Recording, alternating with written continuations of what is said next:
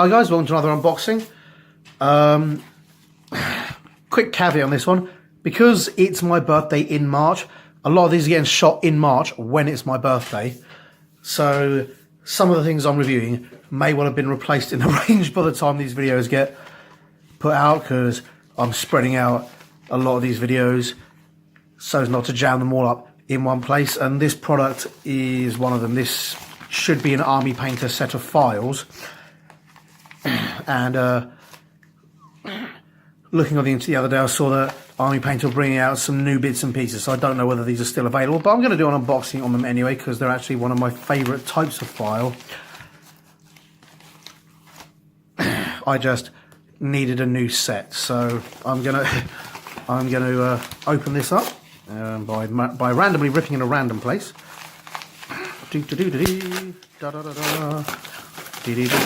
Oh. I actually ordered these from TT Combat. I'm not entirely sure I should run a plug for TT Combat, but frankly, their scenery is really good and really cheap. And their models aren't bad. I've seen better models, I've seen worse models, but their models tend to be quite good quality. Kind of a plastic resin hybrid, and they tend to have very good value. In addition to that, they bought out the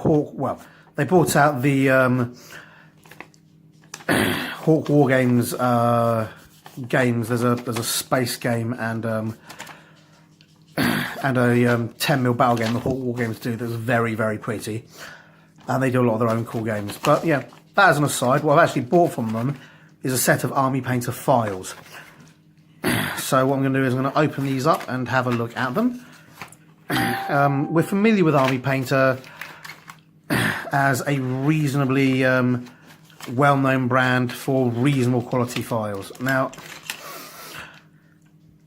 these files, as you can see, aren't the normal crosshatch files. They're actually kind of a frosted sandpaper texture. I'm not sure exactly how they do these, whether they're just dipped in something or whether they're etched on, but I do know that they're actually remarkably good quality.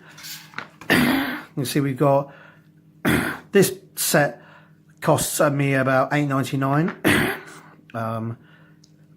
About $8.99, cost me $8.99 with a little extra for postage and packaging probably. Actually, I think it was $8.99 flat. I don't think I paid any postage and packaging. But you can see that instead of a cross-hatching technique, they've dipped it in basically metal shards to give it this very rough sandpaper finish. Now, the reason I prefer this is because it leaves less tool marks on the models. Now, we've got three versions of this. We've got a completely round one, which we can see is very thin.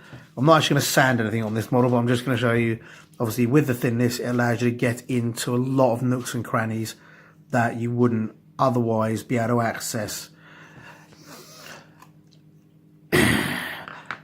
We've got this one which has a flat side with a curved edge, and then this side which is, as you can see, oh, let's point this straight to the camera. Where are we? Come here, camera. Yeah, which, come here, you. There, as you can see, it's comes to ridge on the back. Now that I'm looking down it, I can see that they are slightly curved. They're not absolutely straight, but then again, most surfaces you're going to use aren't going to need it to be absolutely straight. This one is, for the most part, straight as we can see.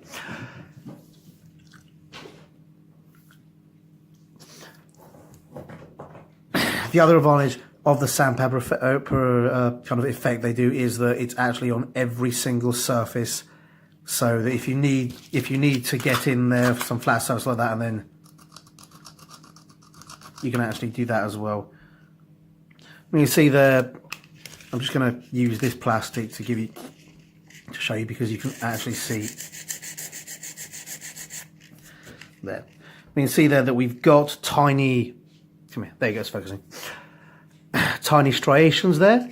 Yeah, you can see the lines. If I go round, again, you can see the roundness.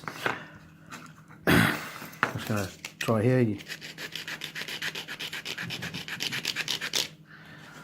And you can see there that it goes in there quite nicely and works quite well. But that but you can see that the striation lines are fairly small and much easier to ignore. So yeah, I could fix that either just by rubbing it with my finger there. You can see that a lot of the striation lines are already starting to disappear. Or if I wanted to use some very fine wet sandpaper to clear that off, I'd be able to do that. But mostly, if you painted over it, it would just disappear. You wouldn't be able to see that with paint. In terms of how tough these are, here's the first random thing to hand.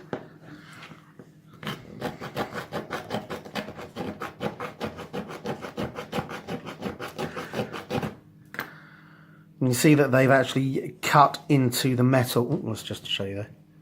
Focus. You can see they've quite happily cut into the metal there. I've seen a friend of mine who is a complete madman use these to actually cut a small piece of steel. The guy's a lunatic. There were many better ways of cutting and shaping this piece of steel. He was making lamellar armour, but he used a pair of these. So they are rough, they are tough. We can see I'm applying quite a lot of pressure there, no snappage. The handles are about as cheap as you can get for a handle. You could, if you wanted, yeah, I can twist that. I could remove that easily and replace it with a wooden handle if I needed to, but frankly, these handles are good, they're small, and for getting into fine details, I don't think these are going to be a problem. But yeah, I could easily remove these. Yeah, you can see I can twist those. You can see, oh sorry, again, let's just try and get the focus. There you go. If I just pinch that there, they're not a D's or anything, so if you felt the need to take these handles off and replace them, you could, but frankly I don't think you need to. They're soft, they're rubber, they give you a good grip, so they're fairly solid. Even says the Army Painter just in there, which is same on that one. Does it say on this one? Oh, it does, but you can't really make it out. Maybe I'll bring it closer. Again, let's try and get that focus. Come on, focus. There you go. You can see it there as well. So, yeah, all in all, a reasonably high quality tool. Yes, you could get higher quality tools, but you'd be paying more for them. And a very robust tool that doesn't leave very many tool marks. If you look, you can find the Army Painter do other types of files. They do curve files, and those are the more standard cross-hatched files. But as I said, I much prefer the Army Painter sort of sanded frosted effect files, due to the fact they leave a lot less in terms of tool marks. I keep seeing sort of little glittery bits, and I'm thinking, if I left other bits come off, but no, none of that comes off. It's all very solidly on there. You can see that it's not going on my hand or anything. There's no shiny residue or anything there. I'll have to look into how they made these at some point, because you can see from the tool marks, the way they're doing is they're scratching this up and dipping it into some sort of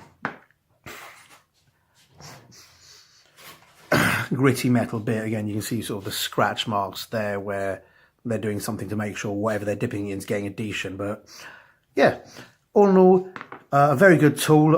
I thoroughly recommend them. I know there are people who are going to disagree, because there's always someone who will disagree. But yeah, a good tool, leaves very few tool marks, and the price is reasonable, as we pretty much come to expect from everything that Army Painter do. Okay, I hope you guys enjoyed that, and I hope some of you found it useful. Thanks very much for watching, and see you next time. Hi guys, hope you enjoyed that video, and if you did, remember to like and subscribe to my channel. I'm also on Facebook and Twitter. Not sure why, but I am. So if you like it, see me there, and please tell your friends. Thanks very much. Bye.